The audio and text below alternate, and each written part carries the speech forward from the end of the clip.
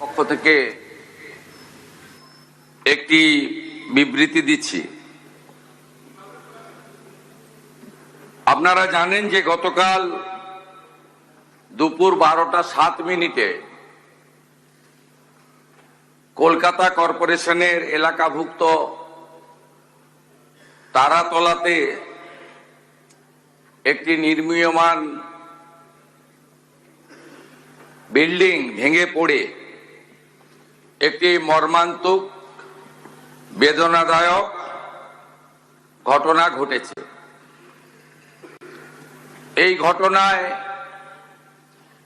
যারা মারা গেছেন, মৃত্যু হয়েছে, তাদের পরিবারের প্রতি সমবেদনা, পরিবারের পাশে থাকার অঙ্গীকার এবং তাদের বিদেহী আত্মার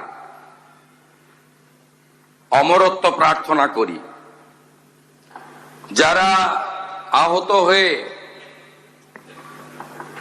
কলকাতার SSKM হসপিটালে চিকিৎসাধীন রয়েছেন, তাদের দ্রুত আরোগ্য প্রার্থনা করে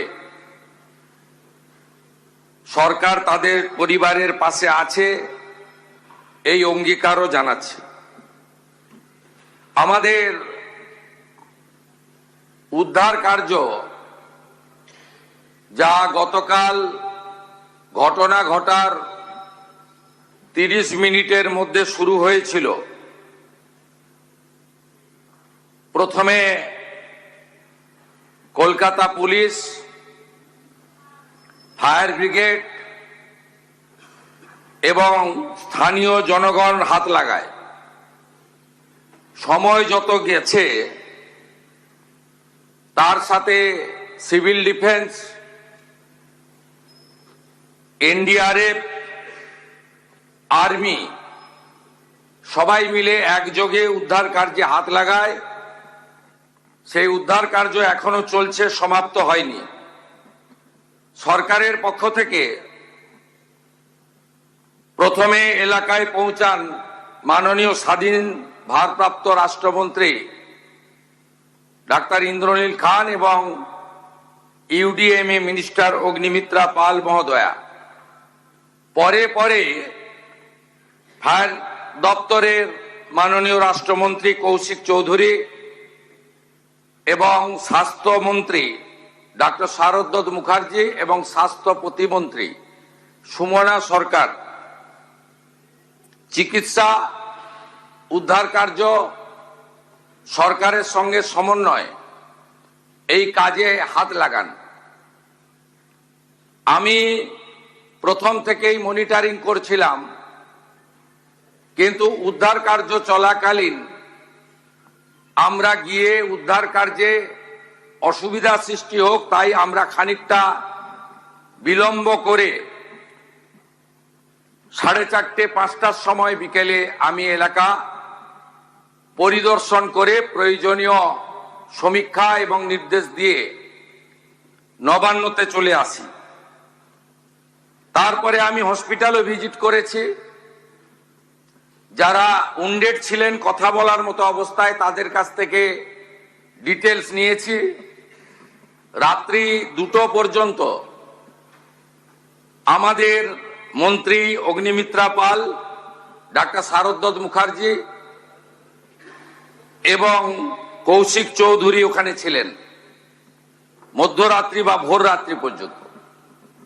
মুখ্য সচিব মনোজ আগরওয়াল, স্বরাষ্ট্র সচিব সংঘমিত্রা ঘোষ এবং কলকাতা পুলিশের নগরপাল, KMC কমিশনার, ফায়ারের প্রিন্সিপাল সেক্রেটারি যিনি UDM-এর অলসো, সিভিল ডিফেন্সের আধিক প্রিন্সিপাল সেক্রেটারি রাজেশ সিনহা এবং ADG র্যাঙ্কের পদমর্যাদার আধিকারিক সাউথ 24-এর DM, তারা ভোর 3টে পর্যন্ত স্পটে ছিলেন।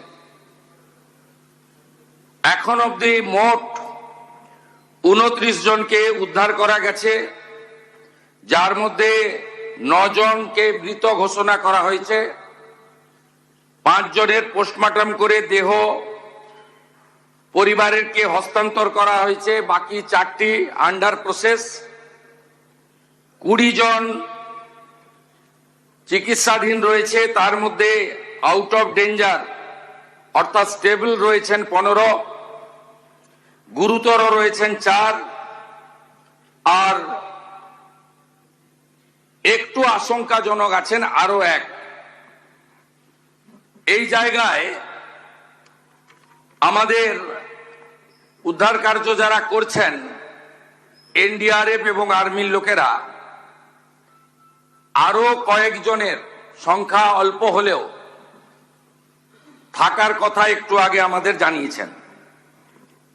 আমরা চিকিৎসার দায়িত্ব নিচ্ছি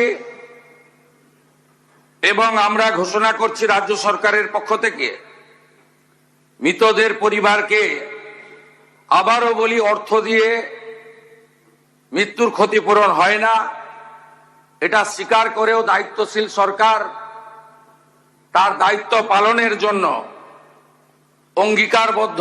10 লক্ষ টাকা করে আমরা মৃত পরিবারকে আমরা আর্থিক সাহায্য এবং গুরুতর আহতদেরকে 1 লক্ষ, আহতদের সকলকে 1 লক্ষ টাকা করে আমরা ক্ষতিপূরণ দেওয়ার ঘোষণা করছি। এই যে মাননীয় চিফ হুইপ অপোজিশন আমি বলার আগে উঠে পড়েছিলেন, সম্মানীয় আখরুজ্জামান সাহেব, আপনি একটু কেয়ারফুলি শুনুন যে কটা লোক আছেন আপনারা। এই বিল্ডিং প্ল্যানটা জানুয়ারি মাসের 17 তারিখ 26-এ আপনারা দিয়েছেন। এখানে